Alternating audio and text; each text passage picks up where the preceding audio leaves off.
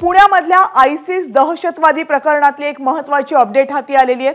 Terror फंडिंगसाठी Pune ISIS प्रकरणातल्या दहशतवाद्यांनी चक्क साताऱ्यामध्ये सराफा दुकानावर दरोडा टाकला होता। ही माहिती आता उघड झाली आहे एटीएसच्या तपासामधून।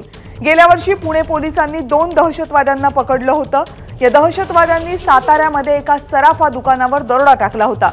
या दरोड्यामध्ये लुटलेलं सोनं, लाखो रुपयांचे दागिने, रोकड ही टेरर फंडिंगसाठी वापरली होती। ही माहिती आता तपासामध्ये उघड झाली आहे। मोहम्मद इम्रान, मोहम्मद युनुस खान, मोहम्मद याकूब साकी या 2 दहशतवाद्यांना 18 जुलैला पुणे पोलिसांनी अटक केली होती। दोनही दहशतवाद्यांचा पुणे पोलीस सध्या तपास करतात। यातूनच या दरोड्याची माहिती उघड झाली आहे। या संदर्भात आणखीन माहिती देतात आपले प्रतिनिधी मिकी घई। मिकी, जर आपण हा संपूर्ण तपास बघितला तर पुणे पोलिसांनी 18 जुलै गेल्या वर्षी या 2 दहशतवाद्यांना अटक केलेली होती। मोहम्मद युनुस खान, मोहम्मद याकूब साकी असे या 2 दहशतवाद्यांची नावं आहेत। त्यानंतर जेव्हा हे कळालं की हे मोस्ट वॉन्टेड आहेत, त्यानंतर हा संपूर्ण जो तपास आहे तो मोठ्या यंत्रणा, केंद्रीय यंत्रणाकडे सोपवण्यात आला होता।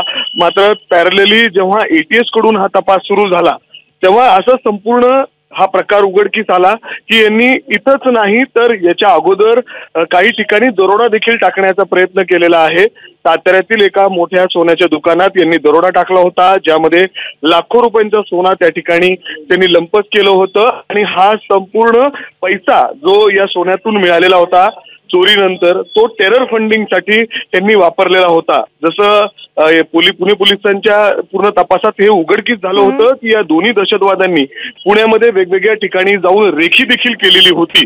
कोरेगाव पार्क असेल, शनिवारवाडा असेल, दगडूशेठ असेल, अशा वेगवेगळ्या ठिकाणी त्यांनी रेखी देखील केलेली होती आणि पुणे पोलिसांच्या तपासात हे निष्पन्न झालं होतं। आणि त्यानंतर आता एटीएस कडून हे एक मोठा खुलासा या ठिकाणी झालेला आहे की यांनी अशा पद्धतीने चोरी करून एका सोन्याच्या दुकानात दरोडा टाकून जे लाखो रुपयाचे दागिने त्यांना मिळाले होते ते संपूर्ण पैसा त्यांनी टेरर फंडिंगसाठी बाहेर देखील पाठवलेला आहे। आणि अर्थात आता एटीएस याचा आणखीन सखोल तपास करते। एनआय कडे देखील पॅरलल हा तपास सुरू आहे। कविता, मिकी, धन्यवाद या सगळ्या सविस्तर अपडेट्स बद्दल। एबीपी माझा, उघडा डोळे बघा नीट।